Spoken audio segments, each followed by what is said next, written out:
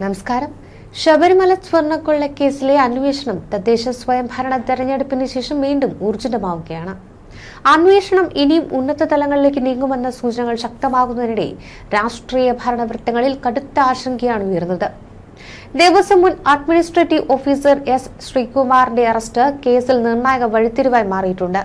ഇതോടെ രാഷ്ട്രീയക്കാരടക്കം ഉന്നതരുടെ പങ്കിലേക്ക് അന്വേഷണം നീളുമെന്നത് ഏറെക്കുറെ ഉറപ്പായ സാഹചര്യത്തിൽ അന്വേഷണ സംഘം കൂടുതൽ തെളിവുകൾ തേടി ശ്രീകുമാറിനെ വിശദമായി തന്നെ ചോദ്യം ചെയ്യുകയാണ്. ഉദ്യോഗസ്ഥനെന്ന നിലയിൽ മുകളിൽ നിന്നുള്ള നിർദ്ദേശം അനുസരിച്ച് ഫയൽ നീക്കുക മാത്രമാണ് ചെയ്തതെന്നാണ് ശ്രീകുമാറിന്റെ മൊഴി.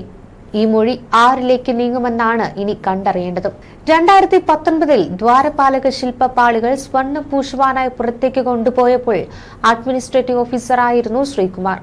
നോട്ടീസ് നൽകി വിളിച്ചു വരുത്തി മണിക്കൂറുകളോളം ചോദ്യം ചെയ്തതിന് പിന്നാലെയാണ് ഉച്ചയോടെ അറസ്റ്റ് രേഖപ്പെടുത്തിയത്. ശ്രീകുമാറിന്റെ മുൻകൂർ ജാമ്യാപേക്ഷ ഹൈക്കോടതി നേരത്തെ തള്ളിയതാണ്. ദ്വാരപാലക ശില്പക്കേസിൽ 6ാം പ്രതിയാണ്. കേസിൽ ദേവസ്വം ബോർഡിലെ 2 മുൻ പ്രസിഡന്റുമാരടക്കം നേരത്തെ അറസ്റ്റിലായിരുന്നു. ചെമ്പ് തകിടുകൾ എന്നെഴുതിയ മഹസറിൽ ശ്രീകുമാർ സാക്ഷിയായി ഒപ്പിട്ടെന്നും സ്വർണ്ണപ്പാളികൾ 2019 സെപ്റ്റംബർ 11 തിരികെ എത്തിച്ചപ്പോൾ തൂക്കം നോക്കാതെ മഹസർ തയ്യാറാക്കിയെന്നുമാണ് SITയുടെ കണ്ടെത്തൽ. തിരുവനന്തപുരം ജനറൽ ആശുപത്രിയിൽ വൈദ്യപരിശോധനയ്ക്ക് ശേഷം ശ്രീകുമാറിനെ കൊല്ലം വിജിലൻസ് കോടതിയിൽ ഹാജരാക്കി റിമാൻഡ് ചെയ്തു. കസ്റ്റഡിയിൽ വാങ്ങി കൂടുതൽ ചോദ്യം ചെയ്യും. ദേവസ്വം ബോർഡ് മുൻ സെക്രട്ടറിയും 4ാം പ്രതിയുമായ S ജയശ്രീ മുൻകൂർ ജാമ്യം തേടി സുപ്രീംകോടതിയെ സമീപിച്ചിരുന്നു. സ്വർണ്ണപ്പാളികൾ കൊടുത്തുവിടുന്നതിനായി 2019 ജൂലൈ 19 തയ്യാറാക്കിയ മഹസറിൽ സാക്ഷിയെ ഒപ്പിടുക മാത്രമായിരുന്നുവെന്നാണ് ശ്രീകുമാറിന്റെ മൊഴി. അതിന് 2 ദിവസം മുൻപാണ് സ്ഥലം മാറിയെത്തിയത്. അതിനാൽ ക്രമക്കേടിൽ പങ്കില്ലെന്നും മൊഴി നൽകി. എന്നാൽ ഗുരുതരമായ ഉത്തരവാദിത്ത ലംഘനം കാട്ടിയത് ഉന്നതരുടെ നിർദ്ദേശപ്രകാരമാണെന്ന് SIT വിലയിരുത്തുന്നു. അമൂല്യ വസ്തുക്കളുടെ ചുമതലയുള്ള ഉദ്യോഗസ്ഥരെന്ന നിലയിൽ മഹസറിലെ ഉള്ളടക്കം പരിശോധിക്കുകയും സംശയം തീർക്കുകയും ചെയ്യേണ്ടിയിരുന്നുവെന്നും വിലയിരുത്തുന്നു. സ്പോൺസർ ഉണ്ണികൃഷ്ണൻ പോറ്റി, ദേവസ്വം ബോർഡ് മുൻ അഡ്മിനിസ്ട്രേറ്റീവ് ഓഫീസർ മുരാരി ബാബു, മുൻ executive officer D Sudheesh Kumar, തിരുവാഭരണം മുൻ കമ്മീഷണർ KS ബൈജു, മുൻ ദേവസ്വം കമ്മീഷണറായിരുന്ന പ്രസിഡന്റുമായിരുന്ന N വാസു, മുൻ Devaswom board president A Padmakumar, മുൻ അഡ്മിനിസ്ട്രേറ്റീവ് ഓഫീസർ S ശ്രീകുമാർ തുടങ്ങിയവരാണ് ശബരിമല സ്വർണ്ണക്കൊള്ളക്കേസിൽ ഇതുവരെ അറസ്റ്റിലായത്. ഇതിനിടെ ശബരിമല സ്വർണ്ണക്കൊള്ളയിൽ അറസ്റ്റിലായ മുൻ അഡ്മിനിസ്ട്രേറ്റീവ് ഓഫീസർ S ശ്രീകുമാർ തന്റെ അനുജനാണെന്നുള്ള സോഷ്യൽ മീഡിയ പ്രചാരണത്തിനെതിരെ കോൺഗ്രസ് നേതാവ് VS ശിവകുമാർ രംഗത്ത് വന്നു. ശബരിമല സ്വർണ്ണക്കൊള്ളക്കേസിൽ CPM നേതാക്കളും അവരുമായി ബന്ധമുള്ളവരും ഒന്നിനു പുറകെ ഒന്നൊന്നായി ജയിലിലേക്ക് മാർച്ച് ചെയ്യുന്നതിന്റെ നാണക്കേട് മറയ്ക്കുവാൻ അറസ്റ്റിലാകുന്ന ഓരോരുത്തരെയും തന്റെ സഹോദരനാക്കി വ്യാജ വാർത്ത പ്രചരിപ്പിക്കുന്ന CPMന്റെ നെറുകേടിനെതിരെ നിയമ നടപടി സ്വീകരിക്കുമെന്നാണ് VS ശിവകുമാർ വ്യക്തമാക്കിയത്. അറസ്റ്റിലായ ദേവസ്വം അഡ്മിനിസ്ട്രേറ്റർ ശ്രീകുമാറിനെയാണ് അവസാനമായി CPM തന്റെ സഹോദരനാക്കിയിരിക്കുന്നത്. ശ്രീകുമാർ CITU ശബരിമല യൂണിയൻ നേതാവാണ്. ഇത്തരം വ്യാജ പ്രചരണങ്ങൾ കൊണ്ട് അയ്യപ്പന്റെ സ്വർണം മോഷ്ടിച്ചതിന്റെ പാപക്കറ മായ്ക്കാനാകില്ലെന്ന് ഓർമ്മിപ്പിക്കുകയാണ്. തനിക്കെതിരെ വ്യാജ പ്രചാരണം നടത്തിയ CPM നേതാവ് അരുൺകുമാറിനും മറ്റുള്ളവർക്കുമെതിരെയുള്ള നിയമ നടപടികളുമായി മുന്നോട്ടു പോകുമെന്നും അദ്ദേഹം വ്യക്തമാക്കി. KS അരുൺകുമാറിന്റെ പോസ്റ്റിന്റെ സ്ക്രീൻഷോട്ടും VS ശിവകുമാർ പങ്കുവച്ചിട്ടുണ്ട്. അതേസമയം ദ്വാരപാലക ശില്പങ്ങളിലെ സ്വർണം കവർന്ന കേസിൽ പ്രതിയായ ദേവസ്വം മുൻ administrative officer S ശ്രീകുമാറിനെയാണ് SIT arrest ചെയ്തിരിക്കുന്നത്. ശബരിമലയിൽ നിന്ന് സ്വർണ്ണപ്പാളി പുറത്തേക്ക് കൊണ്ടുപോകുമ്പോഴും തിരികെ കൊണ്ടുവരുമ്പോഴും ശ്രീകുമാർ ആയിരുന്നു അഡ്മിനിസ്ട്രേറ്റീവ് ഓഫീസർ. ക്രമക്കേടിൽ ശ്രീകുമാറിനും പങ്കുണ്ടെന്നാണ് SIT നിഗമനം. ശ്രീകുമാറിന്റെ ജാമ്യ ഹർജി നേരത്തെ തന്നെ ഹൈക്കോടതി തള്ളുകയായിരുന്നു. തുടർന്നാണ് SIT ഓഫീസിലേക്ക് വിളിച്ചു വരുത്തി ചോദ്യം ചെയ്തതിനു ശേഷം അറസ്റ്റ് രേഖപ്പെടുത്തിയത്. കേസിൽ പ്രതിയായ ദേവസ്വം ബോർഡ് മുൻ സെക്രട്ടറി S ജയശ്രീയെ മാത്രമാണ് ഇനി അറസ്റ്റ് ചെയ്യാനുള്ളത്. മുൻകൂർ ജാമ്യം തേടി ജയശ്രീ സുപ്രീംകോടതിയെ സമീപിച്ചിരുന്നു. ആരോഗ്യ കാരണങ്ങൾ കണക്കിലെടുത്തുകൊണ്ട് ജയശ്രീയുടെ അറസ്റ്റ് തടഞ്ഞിരിക്കുകയാണ് സുപ്രീംകോടതി. ദേവസ്വം മുൻ പ്രസിഡന്റ് A പത്മകുമാറിനെ അറസ്റ്റ് ചെയ്തതിനു ശേഷം SITയുടെ തുടർ നടപടികൾ മന്ദഗതിയിലായിരുന്നു. തദ്ദേശ തെരഞ്ഞെടുപ്പ് കാലത്ത് ശബരിമല സ്വർണ്ണ കവർച്ച ചർച്ചയാകാതിരിക്കുവാനുള്ള സർക്കാർ സമ്മർദ്ദമാണ് ഇതിന് പിന്നിലെന്നാണ് ആക്ഷേപമുയർന്നത്.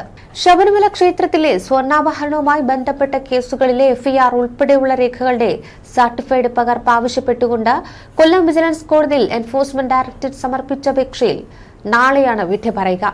വിവരങ്ങൾ കൈമാറുന്നതിൽ കുഴപ്പമില്ലെന്നും എന്നാൽ ED ആവശ്യപ്പെടുന്നത് പോലെ കള്ളപ്പണം വെളുപ്പിക്കൽ നിരോധന നിയമത്തിന്റെ പരിധിയിൽ മാത്രമേ അന്വേഷണം പാടുള്ളൂവെന്നും പ്രോസിക്യൂഷൻ വാദിച്ചു. മറ്റു കുറ്റകൃത്യങ്ങളിൽ ED അന്വേഷണം നടത്തിയാൽ നിലവിലെ അന്വേഷണത്തെ ബാധിക്കുമെന്നും പ്രോസിക്യൂഷൻ കോടതിയിൽ അറിയിച്ചു. കുറ്റകൃത്യങ്ങളിലൂടെ ലഭിച്ച തുകയെ സംബന്ധിച്ചുള്ള അന്വേഷണത്തിനാണ് പകർപ്പുകൾ ആവശ്യപ്പെട്ടതെന്നാണ് ഇഡിയുടെ അഭിഭാഷകൻ വാദിച്ചത്. ശബരിമല സ്വർണ്ണക്കൊള്ളക്കേസിൽ അന്വേഷണം ഊർജിതമാക്കുകയാണ് പ്രത്യേക അന്വേഷണ സംഘം. കേസിന്റെ ഭാഗമായി പന്തളം സ്വദേശിയായ ഒരു പ്രവാസി വ്യവസായിയുടെ മൊഴി സംഘം രേഖപ്പെടുത്തി കഴിഞ്ഞു. ഡിസംബർ 17 വൈകുന്നേരമാണ് ഇദ്ദേഹത്തിൽ നിന്ന് വിശദമായ മൊഴി എടുത്തത്. പ്രാഥമികമായി ഫോൺ വഴി വിവരങ്ങൾ തേടിയിരുന്ന അന്വേഷണ ഉദ്യോഗസ്ഥർ നേരിട്ടുള്ള കൂടിക്കാഴ്ചയിലൂടെ സംഭവവുമായി ബന്ധപ്പെട്ട നിർണായക വിവരങ്ങൾ ശേഖരിക്കുകയായിരുന്നു. തനിക്ക് ലഭിച്ച കേട്ടറിവുകളും സംശയിക്കുന്ന ചില വ്യക്തികളുടെ ഫോൺ നമ്പറുകളും ഇദ്ദേഹം അന്വേഷണ സംഘത്തിന് കൈമാറിയിട്ടുണ്ട്. ഈ മൊഴികളുടെ അടിസ്ഥാനത്തിൽ അന്വേഷണം കൂടുതൽ വ്യാപിപ്പിക്കുവാനാണ് SIT തീരുമാനം. നേരത്തെ ശബരിമല സ്വർണ്ണക്കൊള്ളയ്ക്ക് പിന്നിൽ അന്താരാഷ്ട്ര പുരാവസ്തു കള്ളക്കടത്ത് സംഘമുണ്ടെന്ന രമേശ് ചെന്നിത്തലയുടെ പരാതിയെ തുടർന്ന് മറ്റൊരു ദുബായ് വ്യവസായിയുടെ മൊഴിയും രേഖപ്പെടുത്തിയിരുന്നു. കൊള്ളയിൽ പങ്കുണ്ടെന്ന് കരുതുന്ന ഒരാളുമായി തനിക്കുണ്ടായ വ്യക്തിപരമായ അനുഭവങ്ങളാണ് അദ്ദേഹം ഉദ്യോഗസ്ഥരോട് പങ്കുവച്ചത്.